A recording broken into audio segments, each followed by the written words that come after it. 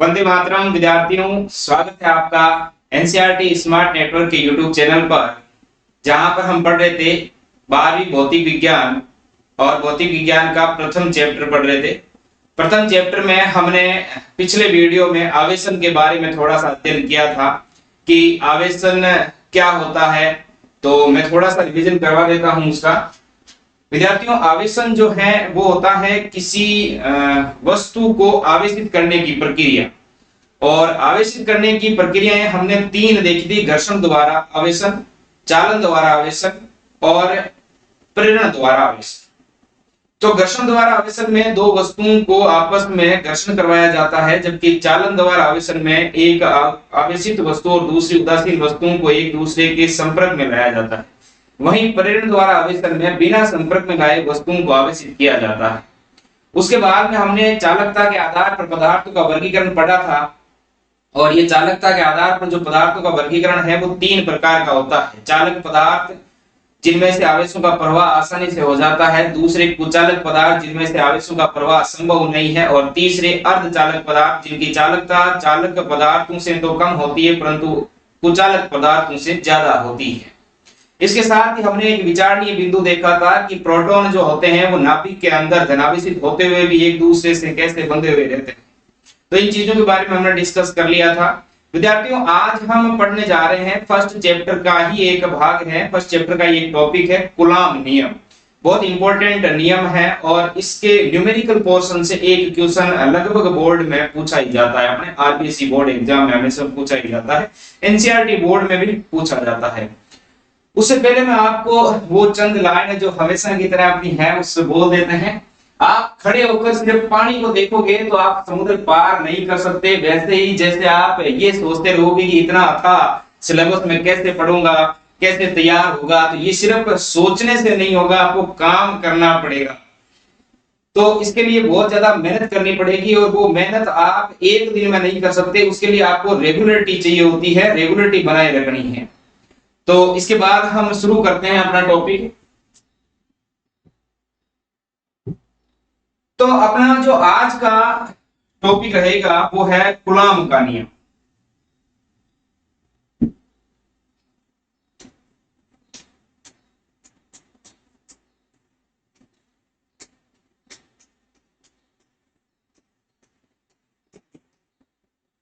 Coulomb's law. देखिए विद्यार्थियों, ये कूलॉम का जो नियम है, ये कूलॉम नामक वैज्ञानिक के द्वारा दिया गया था, इसलिए इसे कूलॉम का नियम कहा जाता है।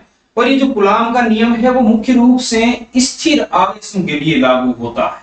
किनके लिए लागू होता है विद्यार्थियों? स्थिर आवेशों के लिए। आपको ये बात हमेशा ध्यान रखनी है कि जो कूलॉम का नियम है वो लागू होता है सिर्फ और सिर्फ स्थिर आवेशों के लिए। वैसे हम फर्स्ट और सेकंड चैप्टर में स्थिर आवेश के बारे में अध्ययन करेंगे, वहीं हम कूलॉम का नियम पढ़ रहे हैं। इसका मतलब ये जो कूलॉम का नियम है वो स्थिर आवेशों के लिए ही लागू होता है। स्थिर आवेशों के लिए लागू कैसे होता है? देखिए विद्यार्थियों, कूलॉम ने कहा था कि अगर कोई दो स्थिर आवेश है तो उन दोनों स्थिर आवेशों के मध्य कोई ना कोई बल कार्य करेगा। या तो आकर्षण बल कार्य कर सकता है अगर वो विपरीत आवेश है दोनों तो, और अगर वो समान आवेश है तो दोनों के मध्य प्रतिकर्षण बल कार्य करेगा। तो जो स्थिर दो आवेश है उनके मध्य जो कार्यरत बल है, चाहे वो आकर्षण बल हो या फिर वो प्रतिकर्षण बल हो, तो जो उस प्रतिकर्षण या आकर्षण बल का जो मान होगा वो मान उन दोनों आवेशों के गुणनफल के समानुपाती होगा। अच्छा, यहाँ ध्यान देने वाली बात यह है कि आवेशों के परिमाण के गुणनफल के बराबर होता है और उनके मध्य की दूरी के वर्ग के व्युत्क्रमानुपाती होता है। इसलिए विद्यार्थियों, इस कूलॉम नियम को व्युत्क्रम वर्ग का नियम भी कहते हैं। तो मैं इसकी पहले परिभाषा पुट कर देता हूं आपके सामने, फिर मैं लिखता हूं आगे, समझाता हूं उसको क्या होता है। देखिए विद्यार्थियों, कूलॉम नियमानुसार, कूलॉम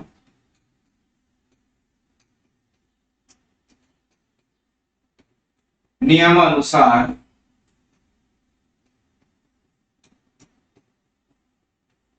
किन्हीं दो स्थिर आवेश, ध्यान रखना इस बात को, कूलॉम नियम स्थिर आवेशों के मध्य ही कार्य करता है। किन्हीं दो स्थिर आवेशों के मध्य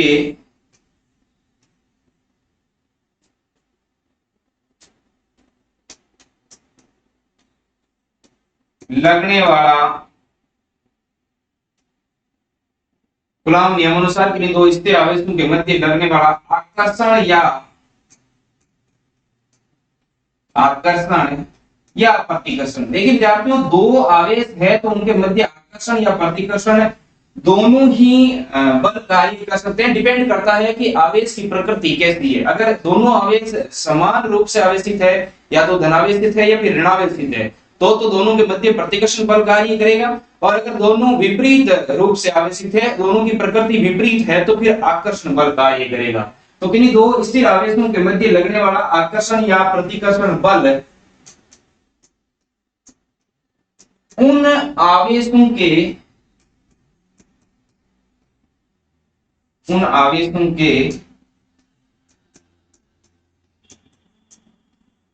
परिमाण के गुणनफल। यहां इस बात को समझें कि परिमाण का गुणनफल कहने का मतलब यह है कि आवेश की प्रकृति चाहे कैसी है, हमें उन्हें परिमाण के रूप में लेना है, उनका परिमाण लेना है। अगर मान ऋणात्मक आ रहा है तो वो ऋणात्मक चिन्ह यहां पर हमें सिर्फ कार्यरत बल की दिशा बताएगा। तो उन आवेशों के परिमाण के गुणनफल के तो समानुपाती, गुणनफल के तो क्या होगा विद्यार्थियों, समानुपाती, जबकि उनके मतलब दोनों आवेशों के मध्य की दूरी, उनके मध्य की दूरी के वर्ग के व्युत्क्रमानुपाती होता है। दूरी के वर्ग के व्युत्क्रमानुपाती होता है। मेरे ख्याल से परिभाषा आपको समझ में आ जानी चाहिए। कूलॉम नियम ये कहता है कि किन्हीं दो स्थिर आवेशों के मध्य जो आकर्षण या प्रतिकर्षण बल कार्य करता है, उस बल का मान ही उन दोनों आवेशों के परिमाण के गुणनफल और गुणनफल के तो समानुपाती और उन दोनों आवेशों के मध्य की दूरी के वर्ग के व्युत्क्रमानुपाती होता है। जिसको हम कुछ इस प्रकार लिख सकते हैं कि मान लेते हैं दो कोई माना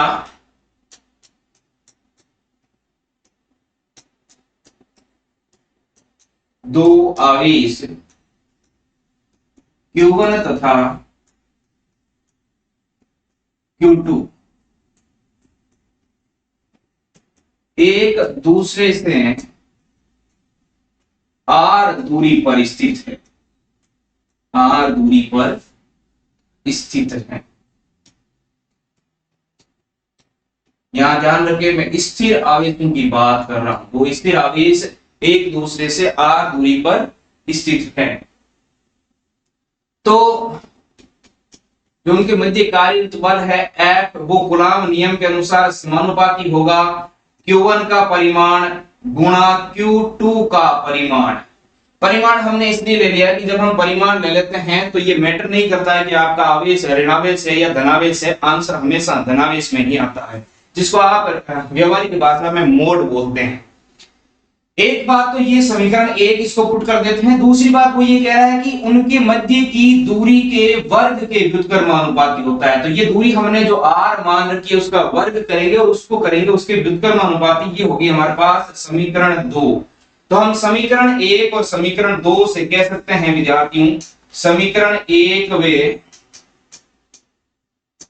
समीकरण 2 से हम ऐसे लिख सकते हैं कि बल जो है वो F समानुपाती Q1 Q2 अपॉन में R स्क्वायर।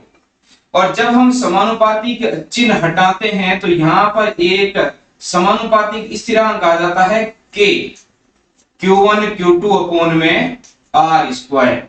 ये तो होता है उन दोनों के मध्य कार्यरत बल। और यहां पर जो हमने K लिखा है, ये K है विद्यार्थियों समानुपातिक स्थिरांक, समानुपाती स्थिरांक। इस K का मान जो है वो आपको याद रखना है। K का मान होता है विद्यार्थियों 9 × 10⁹ और इसका जो मात्रक है वो मात्रक हम निकाल सकते हैं। देखिए मैं यहाँ पुट कर लेता हूं, फिर अपन निकालेंगे इसको कि कैसे होता है। मात्रक विद्यार्थियों इसका होता है न्यूटन मीटर स्क्वायर अपॉन में कूलम्ब स्क्वायर। तो ये तो उन दोनों के मध्य कार्यरत बल है, दोनों आवेशों का हमने परिमाण दिया है Q1 और Q2 के समानुपातिक स्थिरांक है, जिसका मान होता है 9 गुना 10 की घात 9 न्यूटन मीटर स्क्वायर प्रति कूलम्ब स्क्वायर। और यहाँ पर अपॉन में r स्क्वायर आ गई, जो उसकी बीच की दूरी के वर्ग है, दूरी का वर्ग है। चलिए विद्यार्थियों अभी हम इसके बारे में k के बारे में थोड़ा सा अध्ययन करते हैं कि k क्या है। देखिए पहले तो हम k का मात्रक निकालते हैं, k का मात्रक। देखिए विद्यार्थियों अभी हमने पढ़ा था कि जो f है वो होता है k Q1 Q2 अपॉन में r स्क्वायर के बराबर। तो यहां से मैं ये कह सकता हूं कि जो k है वो बराबर हो जाएगा f r स्क्वायर अपॉन में Q1 Q2। तो हम ऐसे लिख सकते हैं कि k का जो मात्रक है, k का मात्रक, वो k का मात्रक हो जाएगा विद्यार्थियों f r स्क्वायर अपॉन में Q1 Q2 का मात्रक, तो आप सब लोग जानते हैं f यहाँ पर बल को दिखा रहा है, और बल का जो मात्रक होता है वो मात्रक कितना होता है विद्यार्थियों, बल का मात्रक होता है न्यूटन। r जो है दूरी, और दूरी को हम मीटर में मापते हैं, तो दूरी का जो मात्रक होगा वो हो जाएगा मीटर, और यहाँ स्क्वायर है तो इसका भी स्क्वायर कर देते हैं अपॉन में Q1 Q2।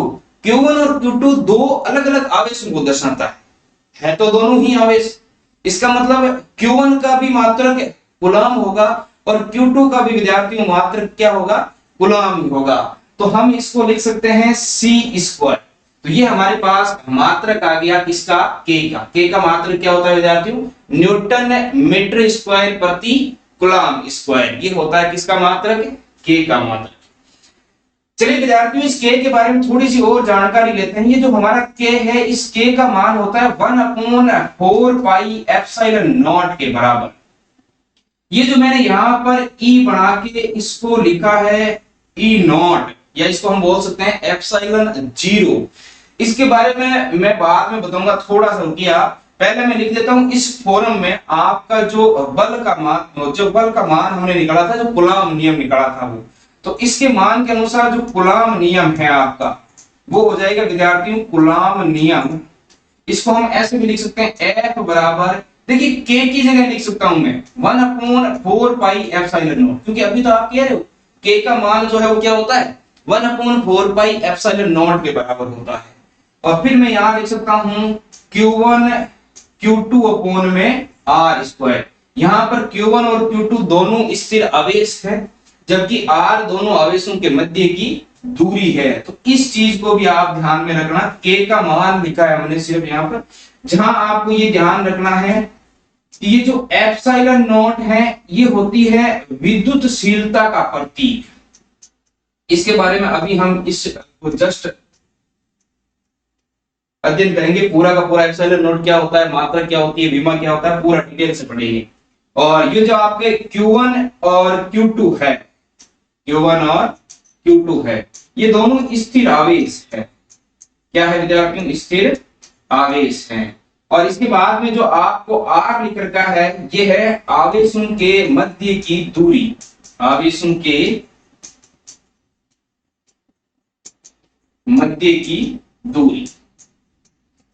चलिए अब हम चलते हैं, पहले आप इसका स्क्रीनशॉट लेना चाहते हो तो स्क्रीनशॉट ले लो, मैंने थोड़ी जल्दबाजी कर दी है मिटाने में।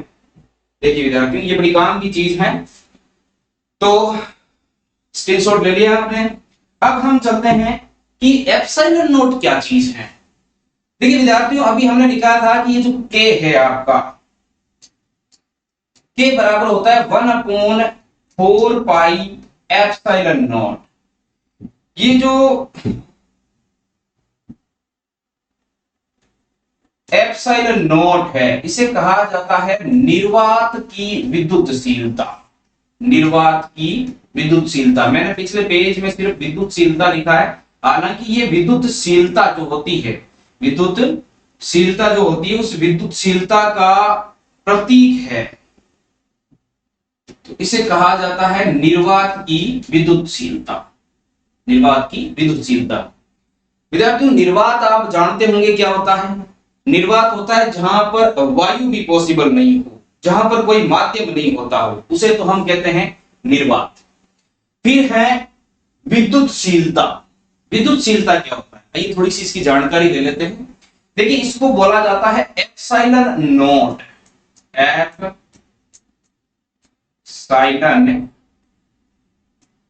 नॉट, इसको एप्सिलॉन नॉट या एप्सिलॉन जीरो भी बोला जाता है। और ये जो विद्युतशीलता है, इस विद्युतशीलता के बारे में हम थोड़ा सा देख लेते हैं क्या होती है। विद्युतशीलता इंग्लिश वर्ड विद्यार्थी इसके लिए काम में लिया जाता है परमिटिविटी। परमिशन से आप कह सकते हो परमिटिविटी। परमिटिविटी ये परमिशन से ही बना है। विद्युतशीलता होता है विद्यार्थियों किसी भी माध्यम में जो विद्युत क्षेत्र होता है, उस विद्युत क्षेत्र का माध्यम के द्वारा विरोध किया जाता है। तो जब माध्यम के द्वारा विरोध किया जाता है तो उस विरोध का जो मापन होता है, जो मापक होता है, वही विद्युतशीलता होता है, जिसे ही हम परमिटिविटी कहते हैं। परमिशन से बना ये शब्द परमिटिविटी। विद्युतशीलता मतलब कोई भी माध्यम है, उस माध्यम में विद्युत क्षेत्र है, तो उस विद्युत क्षेत्र का वहां पर विरोध होगा, और ये विरोध कितना होगा उसके मापक को ही हम क्या कहेंगे विद्यार्थियों, विद्युतशीलता कहेंगे। अब अगर किसी माध्यम में विद्युत क्षेत्र ज्यादा है, किसी माध्यम में विद्युत क्षेत्र का मान जो है वो कितना है, ज्यादा है, तो सिंपल सी बात है कि विद्युतशीलता भी वहां पर क्या होगी विद्यार्थियों, ज्यादा होगी। विद्युतशीलता भी क्या होगी, ज्यादा होगी, क्योंकि जब माध्यम में विद्युत क्षेत्र ज्यादा है तो विरोध भी ज्यादा होगा। इसका मतलब विद्युतशीलता यानी मापक जो है वो भी ज्यादा होगा। और अगर माध्यम में विद्युत क्षेत्र कम है तो विरोध कम करना पड़ेगा। सिंपल सी बात है, समझते होंगे आप इसको अच्छे से। तो ये बात थी किसके बारे में, एप्सिलॉन नॉट के बारे में। अब हम देखते हैं एप्सिलॉन नॉट के मात्रक और विमा की बात करते हैं। देखिए विद्यार्थियों कूलॉम नियम से हमने एक फॉर्मूला लिखा था, F बराबर 1/4 पाई एप्सिलॉन नॉट निर्वात की विद्युतशीलता, epsilon naught Q1 Q2 upon में R स्क्वायर, ये लिखा था। तो विद्यार्थियों यहां से मैं इस फॉर्मूले को थोड़ा सा मॉडिफाइड कर देता हूं। देखिए मैं ऐसे लिख सकता हूं क्या, एप्सिलॉन नॉट बराबर हो जाएगा 1/4 पाई। देखिए एप्सिलॉन नॉट को यहां भेज दिया और F को इधर भेज देते हैं F, और ये हो जाएगा आपका Q1 Q2 अपॉन में R स्क्वायर। समझ गए होंगे इस बात को, इसमें कोई ज्यादा कैलकुलेशन वाली बात नहीं है, सिर्फ हमने पक्ष स्थानांतरण किए हैं। यहाँ जो भाग में संख्या थी वो इधर गुणा में आ गई, और यहाँ जो गुणा में संख्या थी वो इधर भाग में आ गई। अब हम इस एप्सिलॉन नॉट का जो मात्रक निकाल रहे हैं वो मात्रक इसके मात्रक के बराबर होगा, 1/4 पाई F Q1 Q2 अपॉन में R स्क्वायर के मात्रक के बराबर होगा। तो इसका मात्रक मैं देखो ऐसे लिख सकता हूं विद्यार्थियों, जो Q1 है मात्रक होता है कूलम, जो Q2 है उसका भी मात्रक होगा कूलम, क्योंकि दोनों ही आवेश हैं, उनके नाम अलग अलग हैं। तो Q1 और Q2 के मात्रक हो गया कूलम, तो मैं कर देता हूं C स्क्वायर, क्योंकि दोनों ही आवेश हैं। फिर इधर 4 पाई का कोई मात्रक नहीं है, F का जो मात्रक है वो होता है विद्यार्थियों न्यूटन, और जो R है मीटर में मापा जाता है, तो इसका जो मात्रक है वो होता है मीटर स्क्वायर।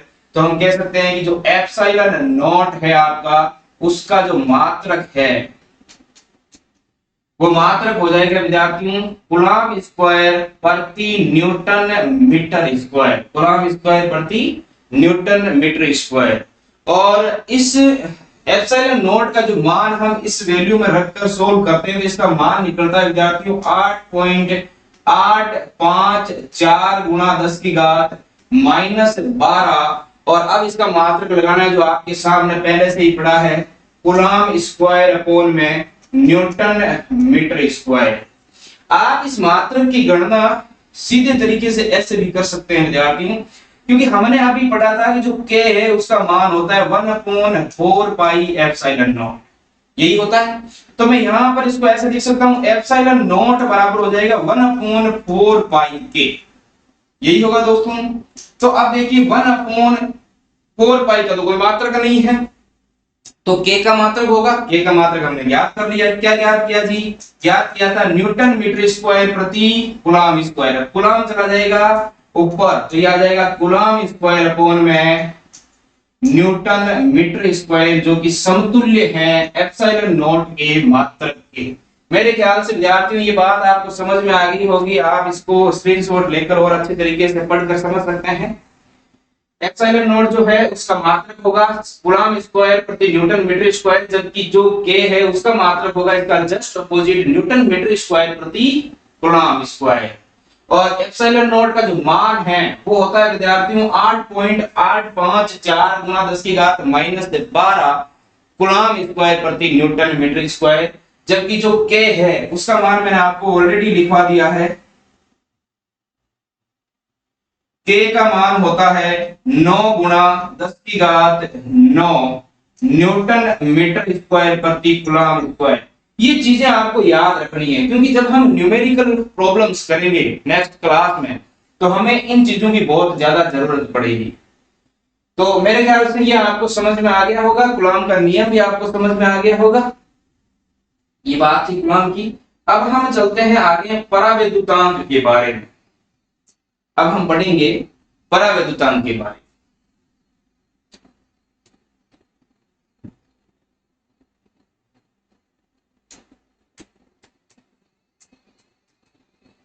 और परावैद्युतांक के बारे में पढ़ने के पश्चात हम कूलम के नियम पर आधारित सारे के सारे न्यूमेरिकल्स करेंगे। परावैद्युतांक कहा जाता है या फिर इसको ये कहा जाता है आपेक्षिक विद्युतशीलता। आपेक्षिक विद्युतशीलता इंग्लिश में चाहिए आपको, बता देना।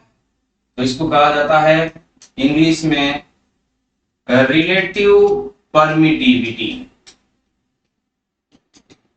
परमिटिविटी तो जो ये आपकी रिलेटिव परमिटिविटी होती है विद्यार्थियों, आपेक्षिक विद्युतशीलता होता है, इसे हम लिखते हैं एप्सिलॉन आर से। इसे हम किससे लिखते हैं? एप्सिलॉन आर से। तो ये तो विद्युतशीलता का सिंबल आ गया। यहां हम जब जीरो लगाते हैं इसका मतलब ये हो गया कि निर्वात की विद्युतशीलता है। यहां जब हम एम लगा देंगे या फिर कुछ नहीं लगाएंगे तो उसको हम सिंबलाइज करेंगे किसी माध्यम की विद्युतशीलता है। और जब हम यहाँ पर आर लगा देते हैं इसका मतलब ये रिलेटिव परमिटिविटी है, आपेक्षिक विद्युतशीलता है विद्यार्थी। आपेक्षिक विद्युतशीलता क्या होती है विद्यार्थियों? आपेक्षिक विद्युतशीलता होती है किसी भी दो स्थिर आवेशों के मध्य निर्वात में कार्यरत बल का मान और उन्हीं स्थिर आवेशों के मध्य, मैं उन्हीं आवेशों की बात कर रहा हूं, उन्हीं स्थिर आवेशों के मध्य किसी माध्यम में विद्युतशीलता के मान का अनुपात, जो अनुपात होगा उसी को हम क्या कहते हैं विद्यार्थियों? उसी को कहते हैं आपेक्षिक विद्युतशीलता। तो मैं अपनी परिभाषा वापस दोहरा देता हूं। इस परिभाषा को हम एक और तरीके से भी पढ़ेंगे, लेकिन पहले उसके निष्कर्ष तक पहुंचेंगे फिर पढ़ेंगे। पहले मैं आपको ये बताता हूं कि किन्हीं दो स्थिर आवेशों के मध्य कार्यरत निर्वात में किसी दो स्थिर आवेशों के मध्य कार्यरत बल और माध्यम में उन्हीं दो आवेशों के मध्य कार्यरत बल का जो अनुपात होगा उस अनुपात को ही हम आपेक्षिक विद्युतशीलता कहते हैं, रिलेटिव परमिटिविटी कहते हैं। चलिए विद्यार्थियों मैं यहां आपको परिभाषा लिख देता हूं। परिभाषा है किन्हीं दो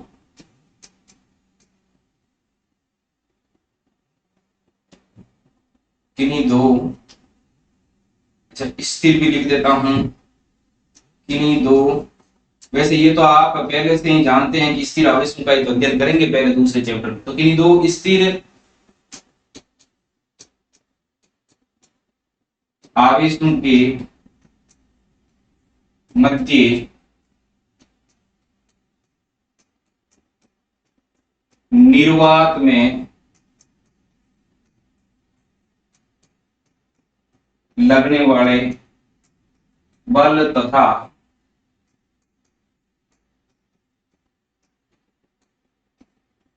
उन्हीं आवेशों के मध्य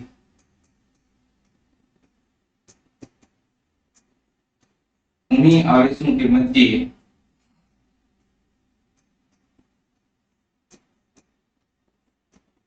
माध्यम में लगने वाले बल का अनुपात, बल का अनुपात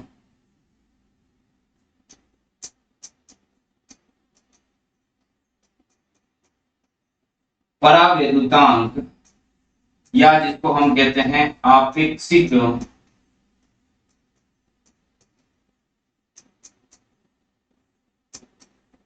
विद्युतशीलता कहा।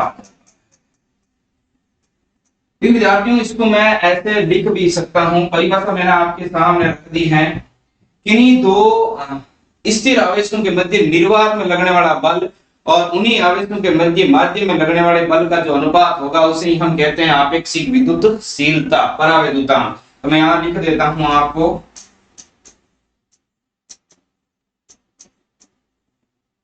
परावैद्युतांक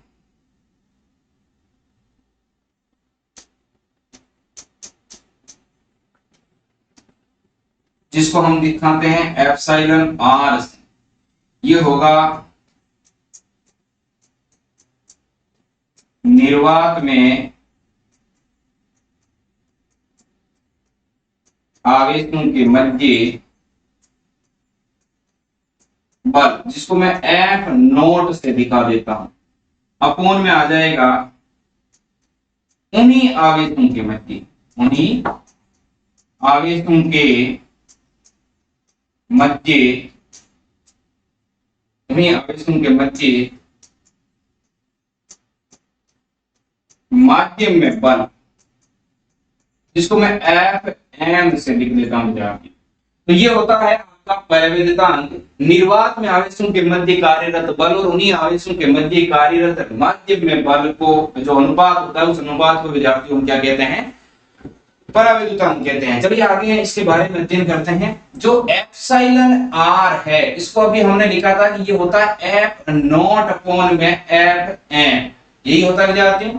तो हमने अभी निकाल लिया था कि जो कूलॉम नियम है वो स्थिर आवेशों के लिए ये कहता है कि निर्वात में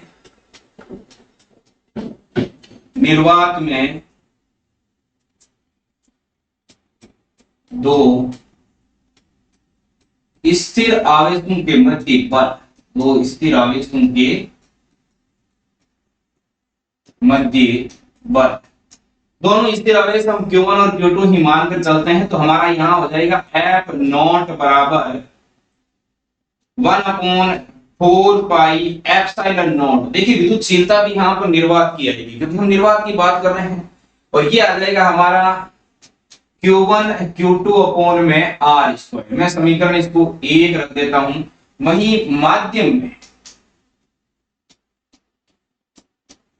माध्यम में इन दो स्थिर आवेशों के मध्य बल वो हो जाएगा विद्यार्थियों एफ एम। माध्यम में हम उनके मध्य का बल देख रहे हैं, तो देखिए यहां आ जाएगा 1/4 पाई एप्सिलॉन। देखिए इसको हम एप्सिलॉन भी लिख सकते हैं और एप्सिलॉन एम भी लिख सकते हैं, एक ही बात है।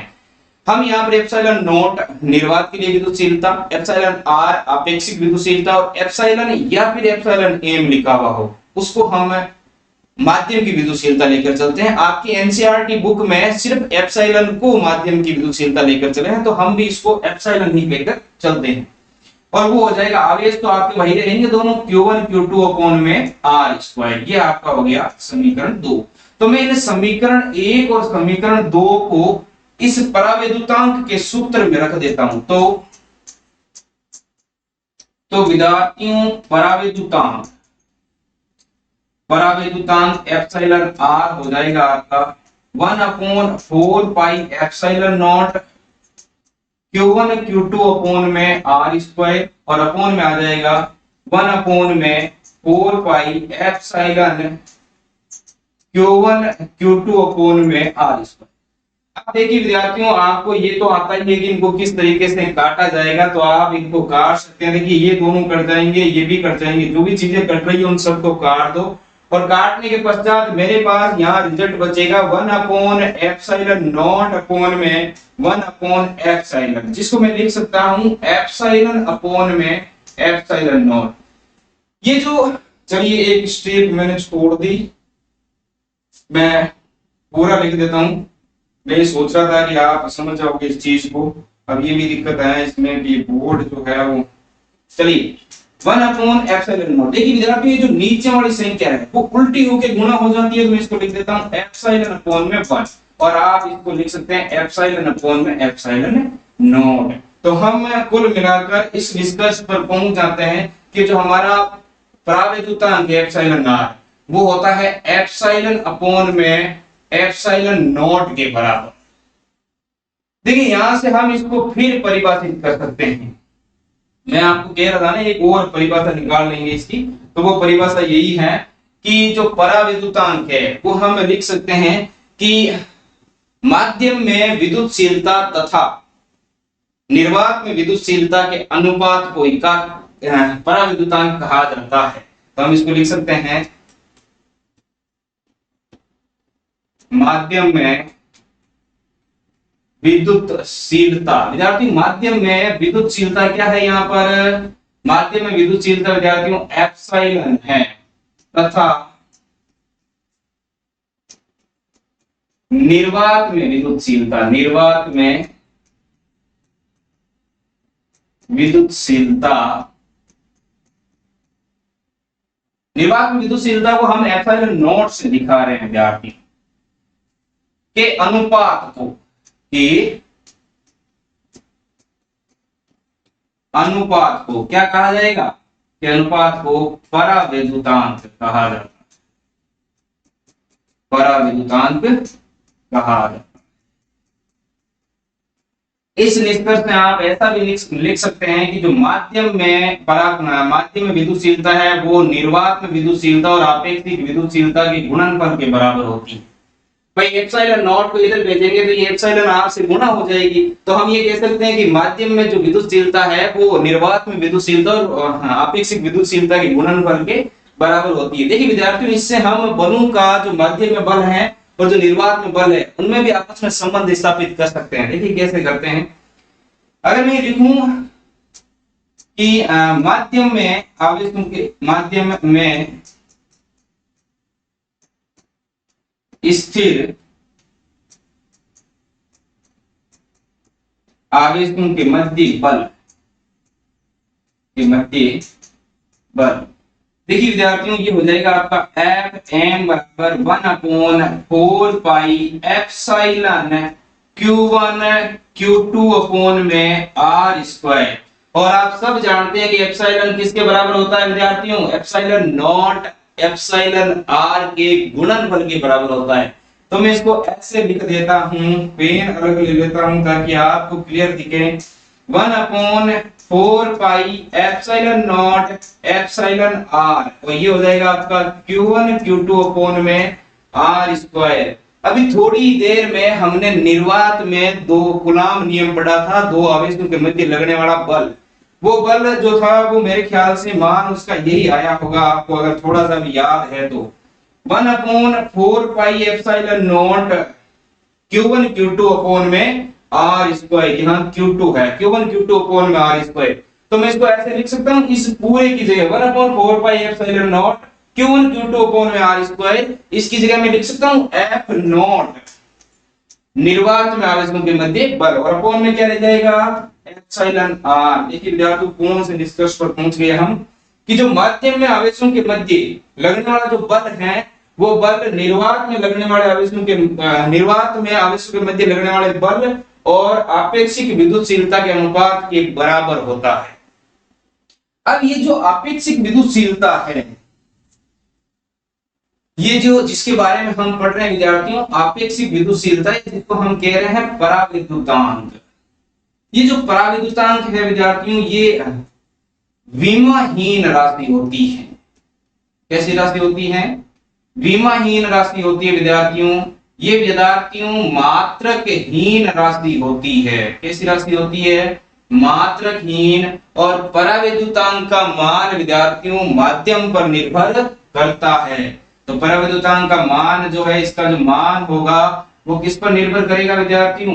वो माध्यम पर निर्भर करेगा, माध्यम पर निर्भर करता है, माध्यम पर निर्भर करता है। अब विमाहीन कैसे है, मात्रकहीन कैसे है?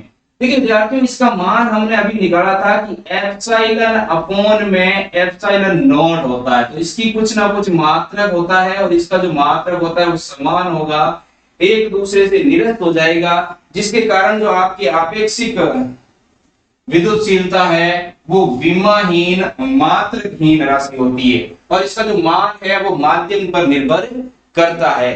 अब देखिए विद्यार्थियों, हम इसके अंत में एक टेबल देख लेते हैं जिसमें हमने माध्यम और पराविद्युतांक रख रखे हैं, उनके बारे में हम अध्ययन कर लेते हैं। ये टेबल है, आपको याद रखनी है, बनानी भी है। देखिए विद्यार्थियों, ये जो टेबल है इसमें जो हमने निर्वात लिया, ये तो आपके माध्यम है और ये आपके पराविद्युतांक है। हाँ, हम जानते हैं, आप इस चीज का ऑब्जेक्शन करोगे कि निर्वात कैसा माध्यम हुआ। बिल्कुल सही बात है आपकी विद्यार्थी, निर्वात माध्यम नहीं है, लेकिन इसका पराविद्युतांक का मान रखने के लिए हमने निर्वात लिख दिया है। तो निर्वात का जो पराविद्युतांक है वो 1 होता है। देखिए इसको हम और समझ सकते हैं, अभी हमने एक रिजल्ट निकाला था कि जो आपका Fm है, माध्यम में आवेशों के मध्य लगने वाला बल है, वो होता है F नॉट अपॉन में पराविद्युतांक के बराबर है। अब निर्वात का जो मान है वो मान लिखने के लिए मैंने यहां लिखा है, बाकी ये माध्यम नहीं है, हम जानते हैं, इसका मान 1 होता है। तो अगर मैं एप्सिलॉन नॉट, ये पराविद्युतांक जो है वो एप्सिलॉन नॉट ही है, ये पराविद्युतांक जो है वो क्या है, एप्सिलॉन नॉट ही है। तो अगर यहाँ 1 रख देते हैं तो आवेशों के मध्य माध्यम में लगने वाला बल और आवेशों के मध्य निर्वात में लगने वाला बल बराबर हो जाएगा। इसका मतलब ये जो पराविद्युतांक है उसका मान कितना होता है, 1। और इससे आप ये समझ सकते हैं कि निर्वात माध्यम नहीं है। अगर माध्यम का मान अलग होता तो फिर यहाँ पर जो माध्यम में लगने वाला बल है और जो निर्वात में लगने वाला बल है आवेशों के मध्य, वो अलग अलग प्राप्त होता। यहाँ बराबर हो रहा है, इसका मतलब एप्सिलॉन आर का मान कितना हो गया, 1। वहीं विद्यार्थियों, वायु का जो मान है वो 8.0059 होता है, जो लगभग हम अगर कैलकुलेशन करेंगे तो इसमें 1 मान कर चलेंगे, 1 के बराबर ही लेंगे। तो वायु और निर्वात का जो पराविद्युतांक है वो कैलकुलेशन करने के लिए, न्यूमेरिकल प्रॉब्लम्स करने के लिए हम 1 ही मान कर चलेंगे। यहाँ पर भी एप्सिलॉन आर का मान जो होगा वो 1 ही होगा। अब्रक नामक एक पदार्थ होता है, आपने देखा होगा जब कोई कुएं वगैरह की खुदाई होती है तो उसमें एक चमकीला पदार्थ निकलता है, अब्रक। ये रेगिस्तानी इलाकों में ज्यादा पाया जाता है उधर। तो ये जो अब्रक नामक पदार्थ होता है, इस अब्रक नामक पदार्थ का जो पराविद्युतांक होता है वो पदार्थ की क्वालिटी के अनुसार 3 से लेकर 6 तक का मान रखता है। कांच जो आपका होता है उसका जो पराविद्युतांक है वो 5 से लेकर 10 के बीच होता है। वहीं अगर हम बात करें अशुद्ध जल की तो 80 होता है, जबकि जो सुचालक होते हैं उनका पराविद्युतांक विद्यार्थियों अनंत होता है। देखो इसको समझो, अनंत को अगर मैं यहाँ अनंत रख देता हूँ, m बराबर F नॉट अपॉन में एप्सिलॉन आर का मान रखते हैं अनंत, तो हमें जो माध्यम में लगने वाला बल का मान जो है वो कितना प्राप्त होता है विद्यार्थियों, शून्य। किसी भी संख्या में अगर हम अनंत का भाग देंगे तो 0 ही आएगा। इसका मतलब मैं अगर ये कहता हूं कि जो सुचालक है, मान लो मैंने ये एक तांबा लिया है, क्या लिया है, तांबा, और इस तांबे में मैंने 2 आवेश रख दिए। इस तांबे में क्या रख दिए विद्यार्थियों, 2 आवेश रख दिए। यहाँ पर मान लो मैंने एक आवेश Q1 रख दिया और यहाँ एक आवेश Q2 रख दिया, तो इनके मध्य जो कार्य करने वाला बल है वो बल 0 होगा विद्यार्थियों, क्योंकि चालक है और चालकों के अंदर जो भी चालक है उन चालकों के अंदर जो आवेश होते हैं उन आवेशों पर कार्यरत जो बल होता है वो 0 होता है। इसलिए जो सुचालक है उस सुचालक का जो पराविद्युतांक है वो कितना होता है विद्यार्थियों, अनंत होता है। आप यहाँ तांबा ले सकते हैं, तांबे की जगह आप लोहा ले सकते हैं, ये भी एक चालक होता है। इसमें भी अगर हम 2 आवेश रखते हैं तो दोनों आवेशों के मध्य जो कार्यरत बल होगा वो 0 हो जाएगा विद्यार्थी। तो ये बात थी पराविद्युतांक की। टेबल आपको याद रखनी है, स्क्रीनशॉट आप लेना चाहते हैं तो ले सकते हैं। अब देखिए विद्यार्थियों, हम थोड़ा सा रिवीजन कर लेते हैं एक बार वापस। इसमें आपको न्यूमेरिकल प्रॉब्लम्स करवानी थी लेकिन वीडियो काफी लंबा हो जाएगा, तो अगली क्लास में अपन न्यूमेरिकल प्रॉब्लम से ही शुरू करेंगे। अभी देखिए कूलॉम का नियम। कूलॉम का नियम ये कहता है कि कहीं पर भी 2 स्थिर आवेशों के मध्य लगने वाला जो आकर्षण और प्रतिकर्षण बल है वो दोनों आवेशों के गुणनफल के तो समानुपाती होगा, जबकि उनके मध्य की दूरी के वर्ग के व्युत्क्रमानुपाती होता है। इसीलिए विद्यार्थियों इसको कूलॉम नियम को, कूलॉम नियम को व्युत्क्रम वर्ग का नियम भी कहते हैं। व्युत्क्रम वर्ग का नियम भी कहते हैं। इसको व्युत्क्रम वर्ग का नियम भी कहते हैं। और उसके बाद हमने पढ़ा था जो निर्वात है, निर्वात में बल कितना आता है। देखिए ये हमने निर्वात में बल निकाला व्युत्क्रम वर्ग के अनुसार।